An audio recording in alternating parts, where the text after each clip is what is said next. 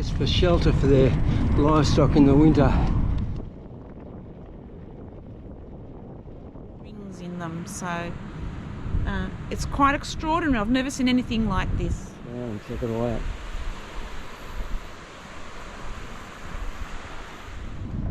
We're just riding out of the Southern Comfort Backpackers in a very suburban location here in Invercargill. Lovely street and lovely property.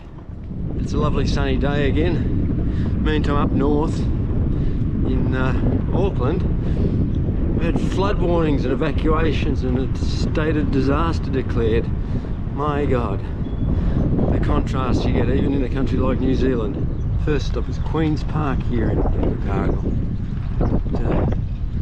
Quite a grand looking area of parklands. It's quite big actually. It's right out off to the left there. And just near here, taking its cue from the Louvre, I think, is the Southlands Art Gallery. It's a very large pyramid building. A couple of holes of golf you can play.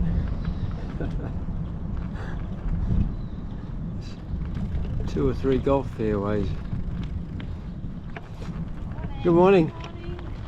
Happy day. Yeah, beautiful. Yeah. Oh, golf course. Yeah, they've got a couple of golf fairways in here.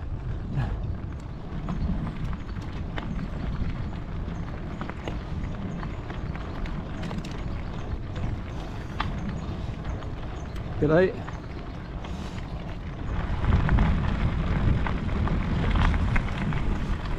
Tall trees all around.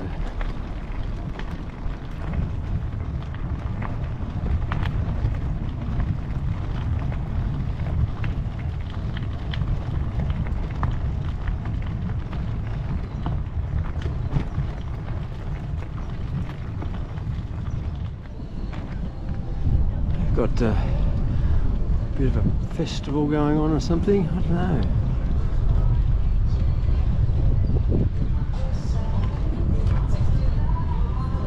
The War Memorial.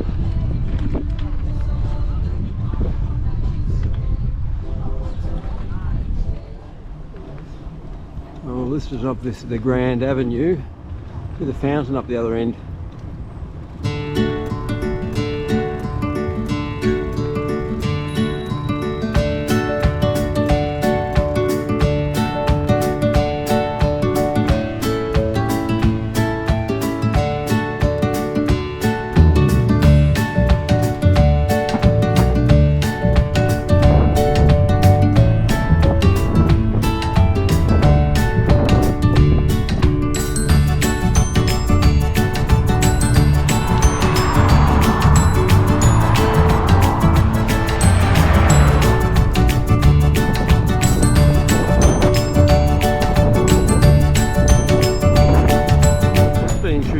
Tour.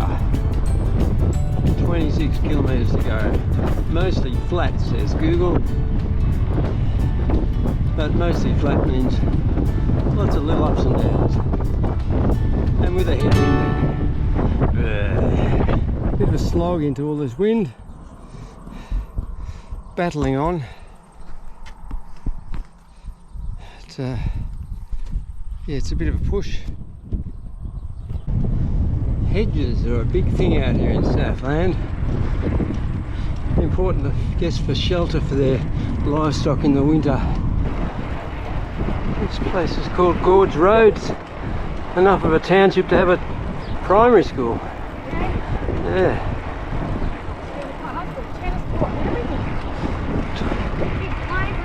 Yeah.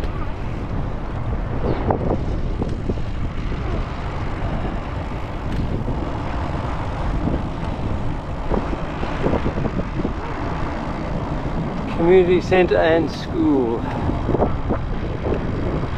Okay guys, so which one of you is Sean? Sean? Anybody by the name of Sean there? Ah.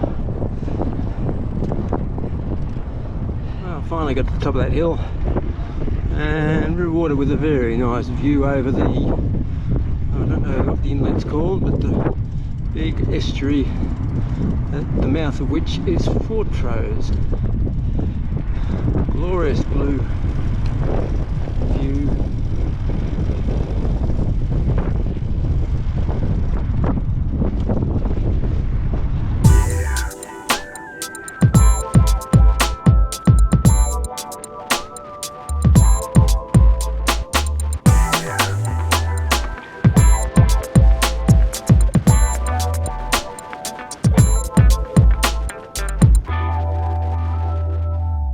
In here at Fortrose, just behind that little shed there.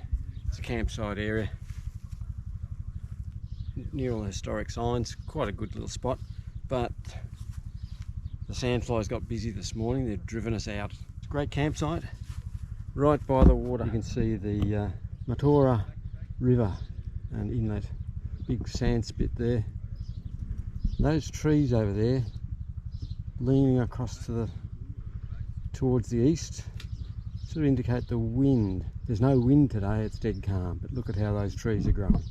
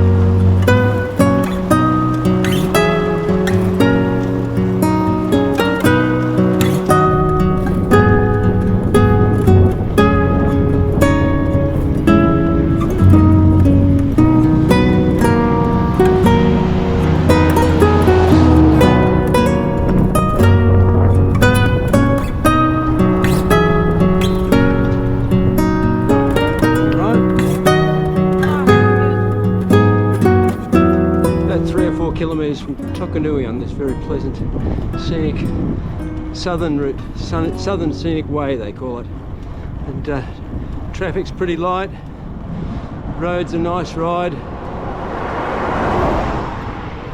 rolling hills and pastureland. Reminds me of South Gippsland.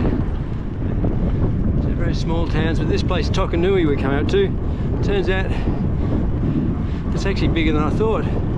It's a township of sorts, but water supplies apparently, and there's even a Tokanui tavern, a pub, does meals and drinks. So what a surprise. We've just got an easy ride today, only about 45 kilometres to Curio Bay. Here we are arriving in Tokanui. Got another bit of a surprise. I thought this road through to Curio Point was going to be a sealed road, but it's gravel. Oh well, it might take us a little bit longer. Just a bit slower riding on gravel, but that's why there'll be a lot less traffic, I think, on this road, which is a good thing. We've come to the Haldane Scenic Reserve, a road that I hope is mostly downhill, because we've had some pretty solid climbing out of Tokanui heading towards Haldane and onto the Waitapu Falls. Enough that I'm wondering whether I'd be bothered going to Slope Point, because Slope Point has a really big hill on it, and the roads are gravel, so I'm not sure what Slope Point is like. Anyway, Curio Bay is beckoning. Really strange sort of forest road here. Looks like somebody's been through with a giant set of hedge trimmers and pruned all the vegetation back from the road, both sides in many cases. Like, that would take ages, and it's up really high too. I guess it's sort of rainforest type vegetation here. So they have to cut it back, or else it'll just become completely overgrown.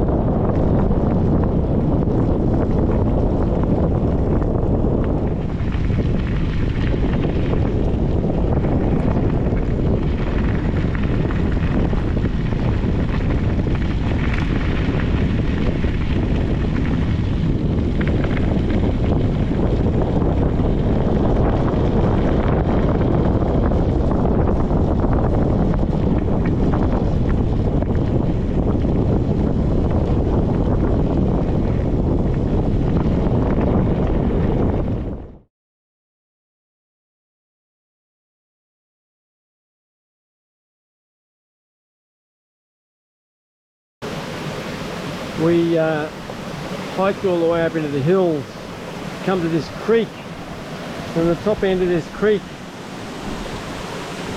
all of a sudden there's this amazing waterfall. There's plenty of flow coming out of it.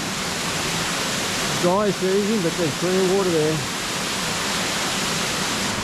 Rainforest all around.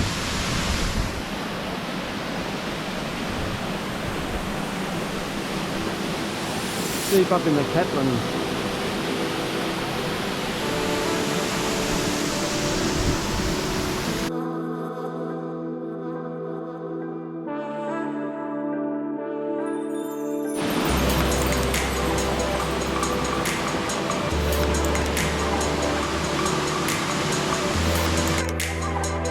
The track gets a bit overgrown in places.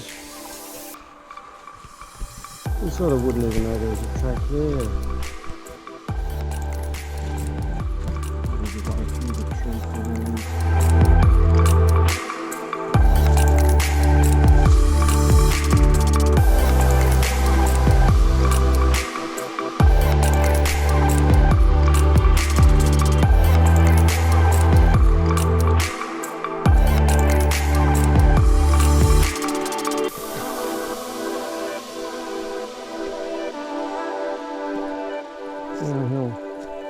Look at some boggy stuff by the looks.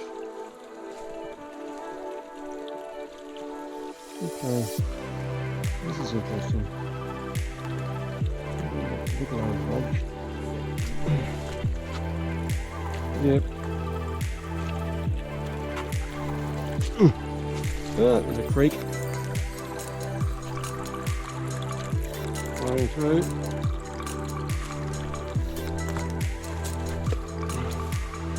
And then steps up.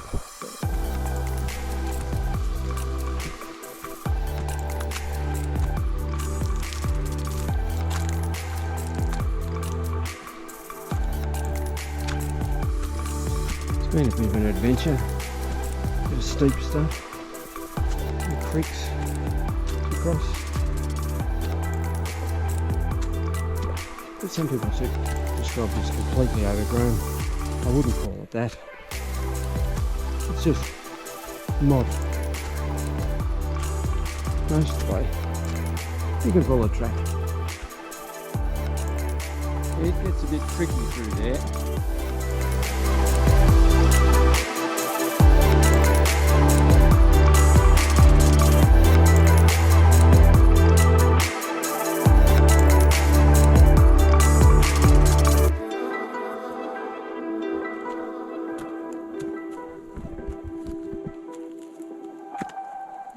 Oh.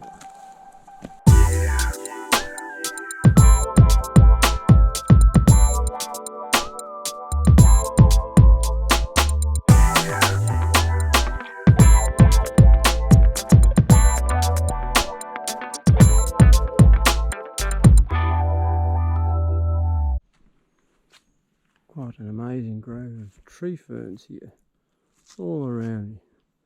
And the tree ferns in New Zealand grow a lot bigger and taller than the tree ferns in Australia, down in the Dandenongs and places like that. I mean, these tree ferns are 20, 30 feet tall, and some of them even higher. It's amazing. What do you reckon? Grove of tree ferns here, all around us. Yeah.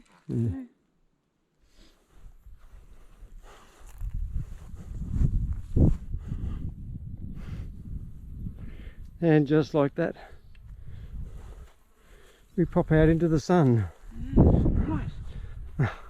Yeah.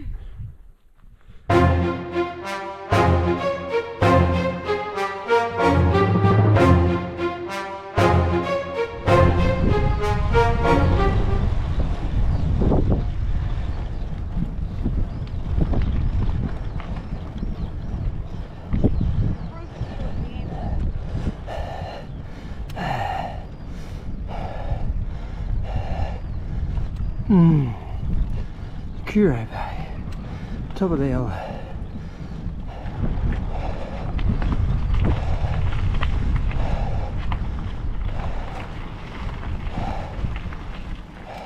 That's Curio Bay, finally.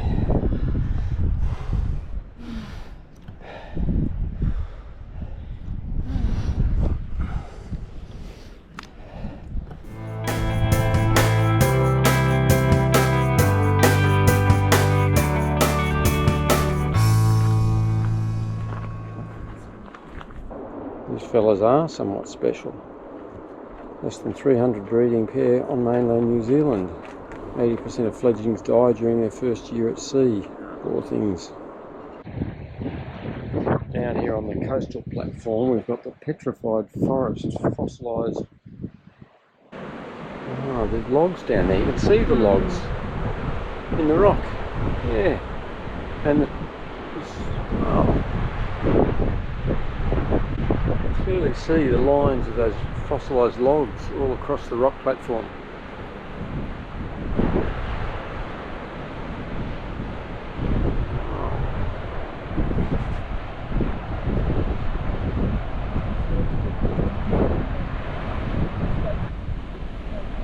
Waves are up a bit.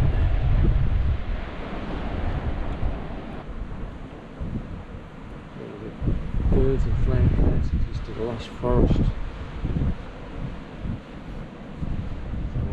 We're here at Curio Bay and checking out the beautiful bit of coastline. Just behind me is where there's a whole lot of penguin burrows. The penguins land here from 5 p.m. through till dusk, and they go up to their burrows. You can see up that ramp there, because further along it's all cliffs like that. They can climb those cliffs. But there's an area that they nest. The yellow-eyed penguins and also the little blue penguins, which are the same as the Australian little penguin, same species. They call it the blue penguin here in New Zealand.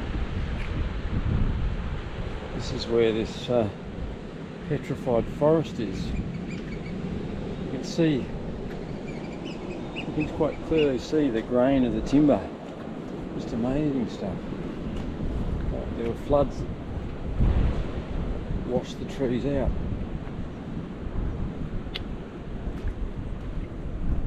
here it just looks like, almost looks like a piece of wood, but it's Tall tree. yeah, tall trees that fell down or washed in and then got covered in sand and turned into rock. What are these pillars? I suspect are tree stumps.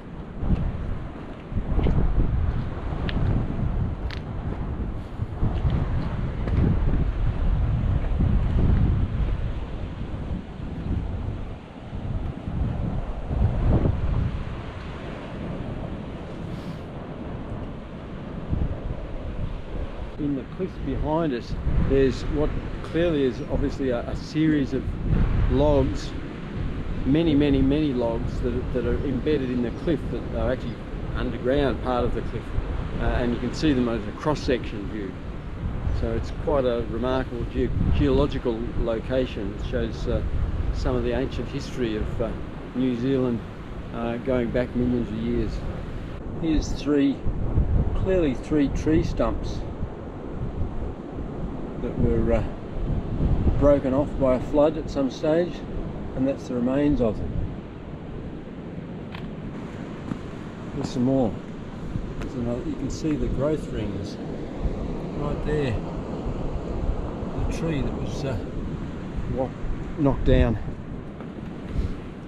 Well, we're down on a beach here, and there are some logs that we have found lying down on the beach that are actually fossils, because some time ago there was a major flood here. There was a forest growing up behind us, and a whole lot of mud. It rained on a volcano, and a whole lot of mud and ash slid down from the volcano and washed all the trees down here onto the beach, and in a very quick period of time the logs became fossilized. There was a petrified forest out on the shoreline, and this is what they call the living forest. It's a still existing stand of rainforest here that we're going to go for a walk through.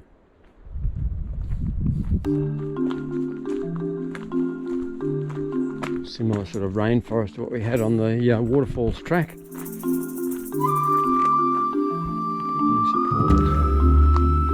Manuka, they call it, otherwise known as the tea tree back in Australia. Same species. Lots of tea tree. That's a southern rata. And a large tree.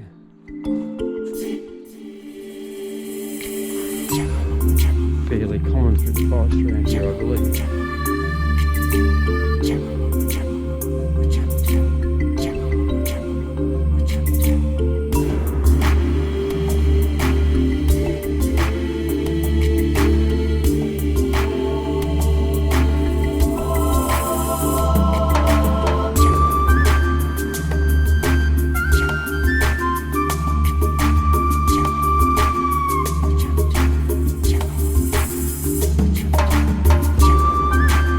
This one is the kangaroo apple. It's actually a native to Australia. Classic flowers and the berries. Kangaroo apple. It's been introduced to New Zealand at some stage, and it's now a bit of a I don't know about noxious, but it's a bit of a weed. A patch of open country. Flax, and what that can cost me. That's a rimu, yes, it is the red pine. They grow very big. Extensive milling for timber has depleted rimu, once common in the forests, which at one time covered much of the country. Just a little bit of a scent. You have to get right up close, but it's got a nice sweet scent. Nice looking little flowers. Beautiful. And they're all over this tree.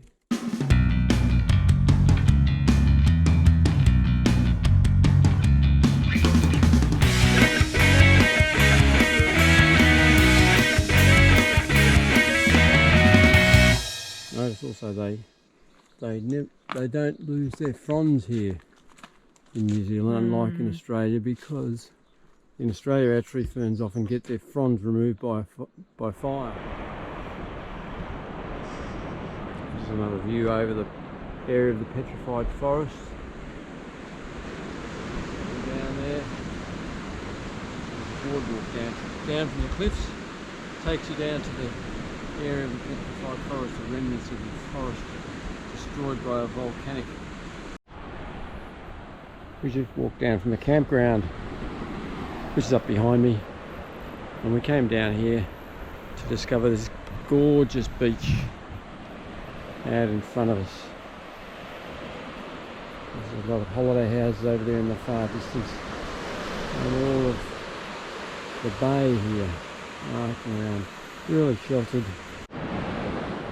Well, there's rock pools down here, and this long and quite lovely beach stretching off into the distance. It goes all the way around and around and around and way up into the distance. Way over there, still stretching off. Huge bay, or beach all the way. You could really have a great time here on a hot sunny day. Today is fairly cool, probably only about 18 to 20 degrees. I think Curio Bay is actually name given for the bit on the other side, the rock where the rock platform is, where they found curios, being all the petrified forest. But I think most people refer to this whole thing as Curio Bay now. Later on we're going to have a look at the view from up the top of the headland. It looks pretty good. Well, the sun has come out now, and so we've got quite a good view all along the beach here, Curio Bay, and a long stretch of beach walking along, and it goes behind me all the way around to the headland, way up in the distance. You see waves crashing on that headland. We're going to go and have a look at it, check it out a bit closer up. Just about there in the rock pool is an oyster catcher and its young, doing what oyster catchers do, poking around in the sand and the rocks. This in the rock. About there is a penguin. We're not sure whether he's a yellow-eyed penguin or something else. It doesn't seem to have the yellow eye and streak, but he's unperturbed about things and just chilling there with his wings out, fanning himself. Quite an amazing thing to find all of a sudden. You know? Way off in the distance there's some cormorants, otherwise known as the unusual long-necked pelican, sitting on a rock platform out there. It's just walking up a nice little path above the caravan park. It's our caravan park over there amongst all the flax plants, and that's looking down towards the petrified forest and the headlands opposite.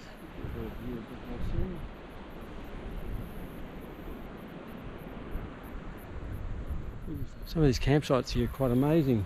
They're right on the edge. There's a couple of campsites there that have just got a stunning view out across the rock platform. As long as you put up with the wind. After having been down on the beach, seeing Hector's dolphins, seeing oyster catchers and their chicks, seen Pacific gulls and their chicks, and even seen a penguin. Quite amazing, really, sort of the wildlife around here. It's a great hidden gem. Didn't know about it at all. Up on the headland. And down there is Antarctica. And down there's Antarctica. Over there is the very sheltered waters of Curio Bay. It extends right out. It's got a beautiful beach on it. And there's a big ship. Beach on it like as good as Norman Bay and Wilson's Prom. Oh yeah, wide, shelving, flat beach, and it's really long. This goes for about 10 kilometres I reckon. But this end here it's really wide. Great stuff. Here we are at our tent site again, in the land of the flax plants. They're everywhere. believe it was the case that Australia was first settled, Sydney Cove was first settled, partly because of the presence of flax plants just like these, because flax was a possible resource for making ropes for the British ships. So there you go. And the sea out there is gorgeous. Margaret put her foot in it and said it was okay, but she didn't go for a swim. Too cold for a swim? Or are you going to go for a swim? The water was actually quite nice. The water was quite nice, but are you going to go for a swim? No. Not going to go for a swim? Yeah. That's indication. The air's too cold apparently. Well, it is a bit cool. It's only about 18 degrees today, I reckon. Maybe it was 20. It's not really warm, but it makes a good day for cycling. Unfortunately, we didn't do any cycling today. We just walked around. Tomorrow we go cycling again, but the forecast for tomorrow is rain, so it could be interesting. Just walked up to the tent and I discovered it's sunset, and it's a beautiful looking sunset, as you can see.